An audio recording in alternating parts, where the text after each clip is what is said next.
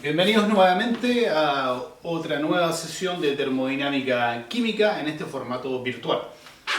Hoy vamos a continuar con este gran capítulo 3 de puentes termodinámicos entre la idealidad y la realidad. Y estábamos en particular en la tercera sección de este capítulo, que tiene que ver con esta propiedad nueva denominada fugacidad. Una propiedad muy interesante y que ha desplegado, ¿no es cierto?, y que nos ha ocupado en varias sesiones de este curso, partiendo por la primera parte que vimos la fugacidad de compuestos puros, donde vimos primero gases, ¿ya? Y apareció el coeficiente de fugacidad, donde la presión era el principal indicador de la desviación respecto a la idealidad. Y es por eso aparece, ¿no es cierto?, el coeficiente de fugacidad. Luego vimos el coeficiente, la fugacidad de compuestos puros en estado líquido, partiendo desde la fugacidad de los gases puros. Y a continuación pasamos en la sesión pasada a ver todo lo que es fugacidad en mezclas. Por lo tanto, pasamos a un punto donde la variable más importante que queremos estudiar en relación a la desviación respecto a la idealidad es el mezclamiento propiamente tal. Y lo primero que vimos fue una gran ecuación general, ¿no es cierto?, que establece la definición de la fugacidad de un compuesto en la mezcla, ¿no es cierto?, amarrado con el G parcial del compuesto. Básicamente esta era la definición, ¿no es cierto?, que es muy similar a la definición de la fugacidad, la original definición de fugacidad, donde queda amarrado con la energía libre de Gibbs, del compuesto puro o de la mezcla total. Bueno, tengo acá, ¿no es cierto?, en esta segunda parte de la sección 3, que estamos dentro de fugacidad de mezclas, y nos vamos a ir ahora derecho a lo que son mezclas líquidas. La sesión pasada nos abocamos en la letra A las mezclas gaseosas. Llegamos a determinar el coeficiente de fugacidad de un compuesto ahora dentro de la mezcla. Bueno, se trata ahora de buscar qué pasa con mezclas líquidas, cómo interpretar y calcular la fugacidad en mezclas líquidas. Como estoy en mezclas, entonces la definición de la fugacidad de un compuesto dentro de la mezcla está acá. Este es, ¿no es cierto?, en el mundo real. Y esto obviamente es en la mezcla ideal, donde el G parcial de la mezcla ideal quedaba conectado por el producto composición por fugacidad del compuesto puro. Por lo tanto, si quiero ver la desviación, o si quiero conectar esto con la desviación, que es la esencia del capítulo, ver la conexión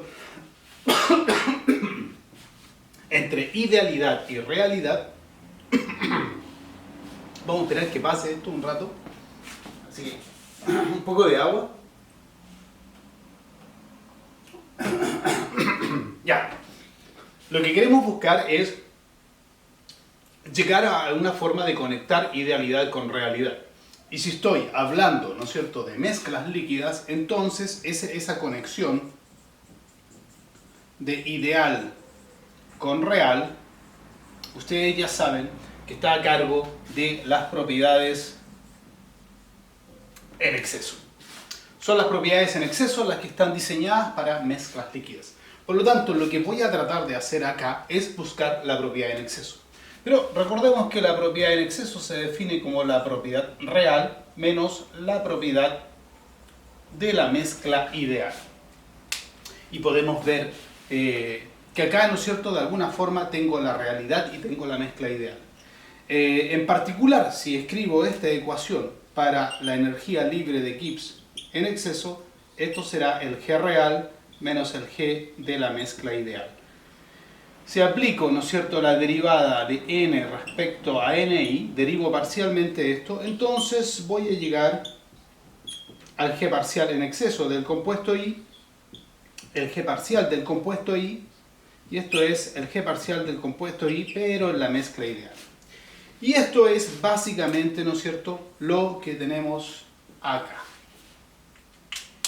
Si yo tomo ahora, ¿no es cierto?, y esta es la ecuación 1 y la ecuación 2, y hago la diferencia 1 menos 2, lo que obtengo es la derivada, y junto en una sola derivada del g parcial del compuesto I real menos el g parcial del compuesto I en la mezcla ideal, y esto me queda RT, y las junto en un solo diferencial me queda el logaritmo de la fugacidad en la mezcla menos esto, y todo eso lo puedo agrupar en un solo logaritmo como la fugacidad del compuesto en la mezcla dividido por el producto entre composición y fugacidad del compuesto puro. Y esto que está acá, ¿no es cierto?, ahora es lo que conozco como el G exceso parcial del compuesto I. Por lo tanto, he logrado, a partir de la definición de fugacidad, llegar a encontrar el conector adecuado para mezclas líquidas, que es el exceso. Entonces ahora estoy satisfecho, ¿no es cierto? Y lo que hago es tomar esta ecuación y transformarla, ¿no es cierto?, en lo siguiente. De esto sale que el de G exceso del compuesto I, el parcial, es RT y la derivada del logaritmo de este cociente. Y ahora, como tengo derivadas, lo que voy a hacer es integrar esto, y lo voy a integrar.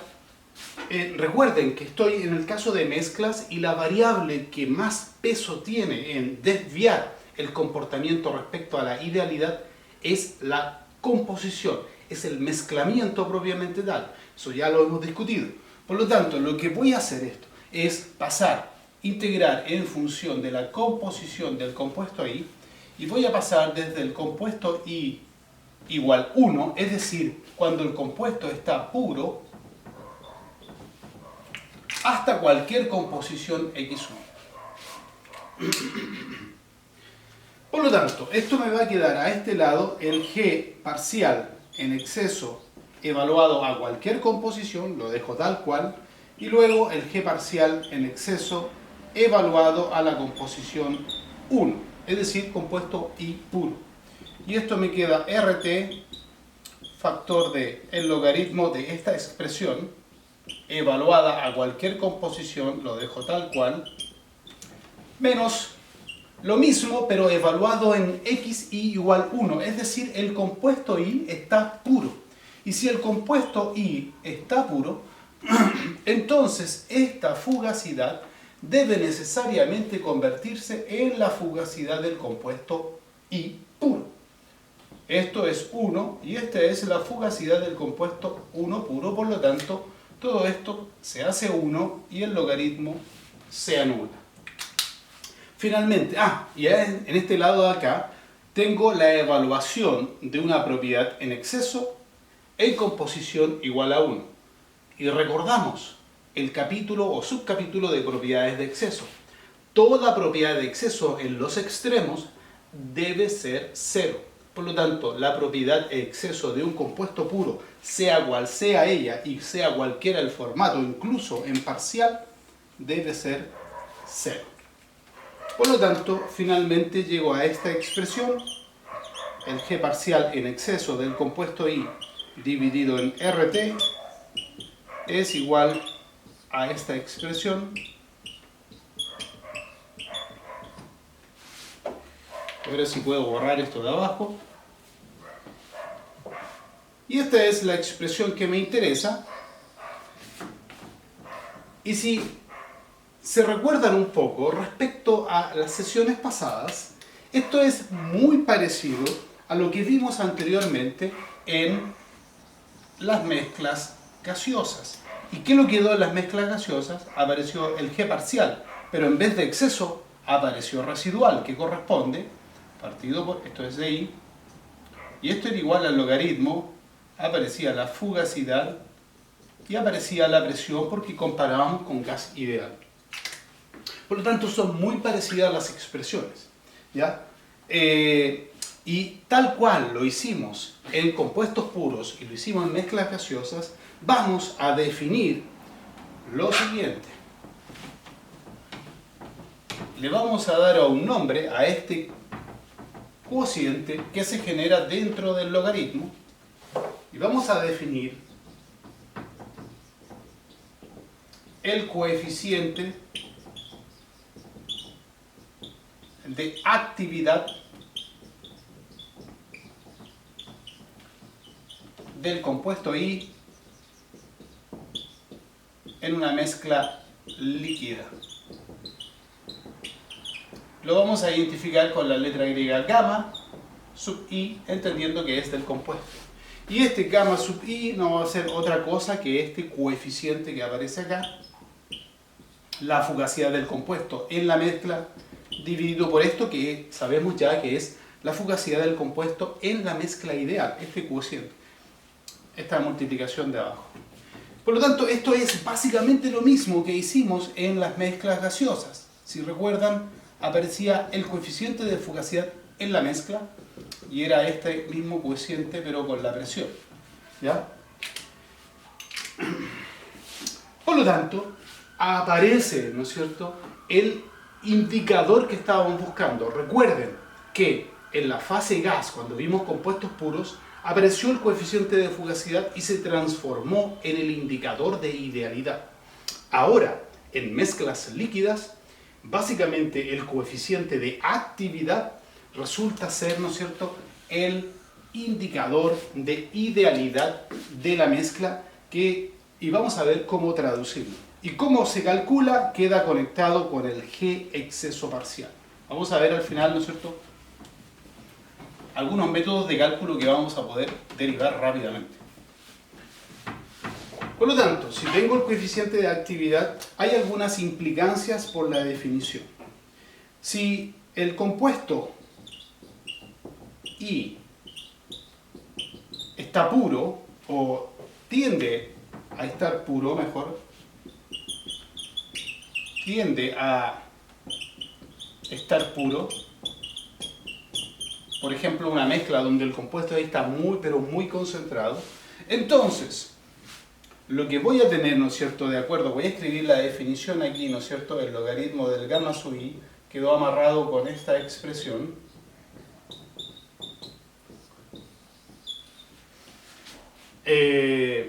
Si el compuesto I tiende a estar puro, entonces, lo que tengo, ¿no es cierto?, es que toda propiedad en exceso debe tender a cero. Eso es lo que sé si un compuesto tiende a estar puro. La propiedad en exceso debe tender a cero y el parcial obviamente también debe tender a cero. Y esto implica que esto, si es cero, entonces el gamma sub I debe tender a 1. En definitiva, podemos escribir esto de una forma más elegante. El límite del coeficiente de actividad cuando la composición del compuesto tiende a 1 debe ser 1. El coeficiente de actividad de cualquier compuesto puro debe ser 1. Por lo tanto, si la mezcla está muy concentrada, su coeficiente de actividad debe tender a 1. Además de esto, podemos decir en un segundo considerando, en una segunda implicancia, que si la mezcla es ideal o tiende a la idealidad, si tiende a ser ideal, entonces, por definición, sabíamos que esta fugacidad se convertía en esto que está acá. Por lo tanto, el coeficiente debe ser 1. También lo podemos derivar de otra forma. Si la mezcla tiende a ser ideal, entonces toda propiedad en exceso debe tender a ser 0. Y si tiende a ser 0, este G exceso parcial debe tender a ser 0. Por lo tanto, toda esta expresión es 0. Y el coeficiente de actividad nuevamente debe tender a 1. Por lo tanto, si tengo un coeficiente de actividad muy cercano a 1, puede ser porque tengo un compuesto, o el compuesto está muy concentrado, o porque la mezcla es muy ideal. Una vez escrito, ¿no es cierto?, y visto el coeficiente de actividad que va a cumplir el mismo rol que el coeficiente de fugacidad, se va a transformar en un indicador de idealidad, veamos cómo lo podemos calcular. Y para eso tenemos que transportarnos al subcapítulo de propiedades de exceso.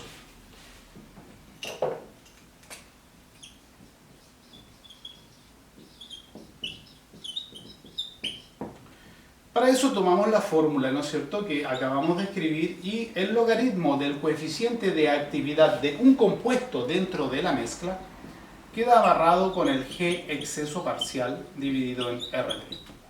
Esta es la fórmula. Ya sea que una mezcla tenga 1, 2, 3, 4, n compuestos, esa es la fórmula para determinar.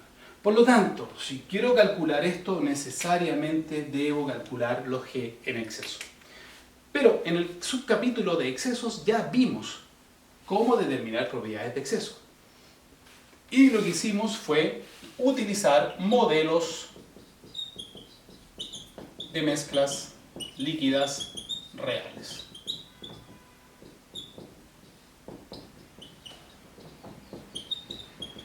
Y supongo que recordarán, teníamos el modelo simétrico, Margules, Van Laar, Wilson, etc. Por ejemplo, tengo en el modelo más simple de todos, que es el modelo simétrico. El modelo simétrico, la expresión G exceso partido por RT era igual a x1, x2, donde A era una constante simétrica. Una constante, ¿no es cierto?, que depende del sistema. Y esto es modelo simétrico para sistemas binarios, obviamente. Por lo tanto, lo que me dice para calcular el coeficiente de actividad es que debo determinar el parcial. Y esto se traduce en un problema que abordamos en el capítulo de termodinámica de mezclas, el modelo parcial. Lo que tengo yo, ¿no es cierto?, es mi propiedad total, que es mi M, y necesito determinar mi propiedad parcial, que es mi M parcial del compuesto I. Por lo tanto, lo que voy a utilizar, y me voy a la burbuja del recuerdo, es la fórmula que tengo para determinar propiedades parciales en sistemas binarios, que es la propiedad parcial, y voy a colocar aquí directamente el compuesto 1, es la propiedad total más x2 por la derivada de la propiedad total respecto a x1. Por lo tanto, si quiero llegar a determinar el coeficiente de actividad, debo determinar este G parcial. Y lo que voy a hacer es lo siguiente, entendiendo que aquí necesito y voy a derivar todo esto, ¿no es cierto?, G exceso partido por RT en dx1, porque lo necesito acá. Y ocupo el término RT porque es constante, por lo tanto da lo mismo. Si derivo esto respecto a x1, me queda, esto es la derivada de un producto.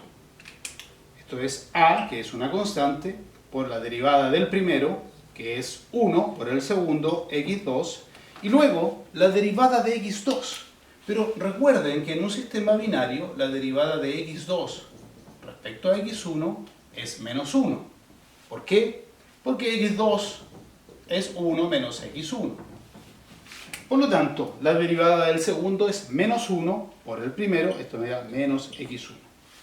Y ahora simplemente reemplazo y puedo decir acá que el G exceso parcial del compuesto 1 dividido en RT, M1 parcial, será igual a la propiedad total, que es esta que está acá, a x1, x2, más x2 multiplicado por esto que está acá, por a factor de x2 menos x1. Y ahí, realizando la suma algebraica y los términos semejantes, van a ustedes llegar a la expresión a por x2 cuadrado. En definitiva, van a llegar a que para el modelo simétrico, el logaritmo natural de gamma 1, que es esto que está acá, este es el logaritmo de gamma 1, es igual a por x2 cuadrado.